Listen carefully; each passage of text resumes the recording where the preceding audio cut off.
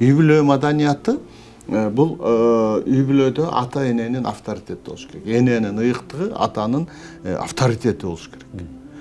Ошол жок да азырчы.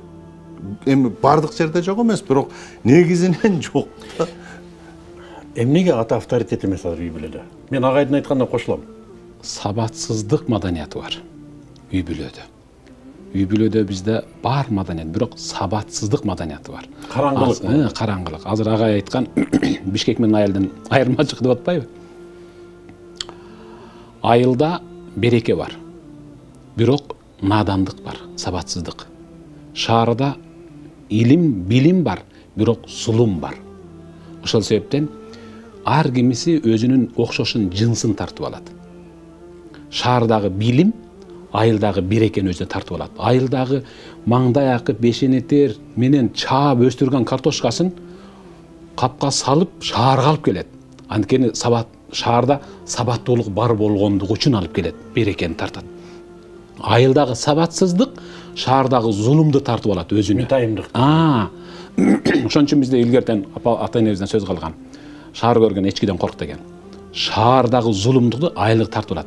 Вот аталардын сабатсыздыгы, билимсиздиги балдардын маданиятсыздыгына алып барып атат.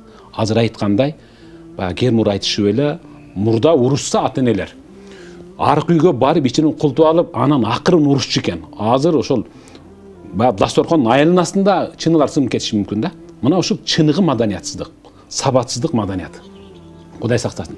Балдардын сабатсыздык маданиятына ата менен эне себепчи болуп атат да. Бул жөнүндө пайгамбарыбыз мындай деген.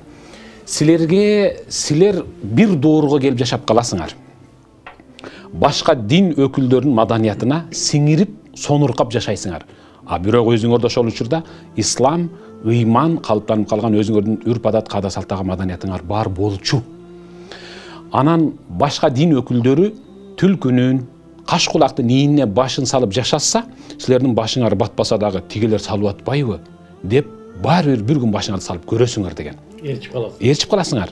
Анан ошондо сахабалар түшүнбөй, о Алланын элчиси айтыңчы, ким жөнүндө сөз болуп атат? Яһудилер, христиандар. Анан мен силерге ким жөнүндө сүйлөмөкмүн? Еврейлер, христиандар жөнүндө. Биздин өзүбүздүн азыр агай айткан илгерки ата бабаларыбыздан калган ыйбалуулук, урмат, сый, кечиримдүүлүк деген динге шайкеши келген мыкты маданиятыбыз каныбызда кадимгидей жүрүп турбаса, анда сөз түрдө биз азыр ошол сырткы батыш чыгыштын маданиятын сиңирип алабыз. Сиңирип деле калдык да, бир топ сиңирип деле калдык да. Азыр айткандай, бир топ мындай бир сөз менен айтканда, биз баш айлантма маданиятта жашап калдык азыр. Баш айлантма.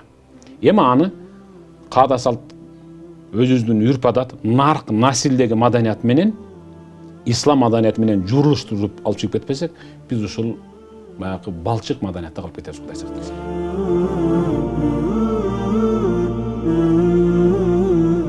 Бул каналга сөзсүз жазылыңыз. Дайым биз менен болуңуз.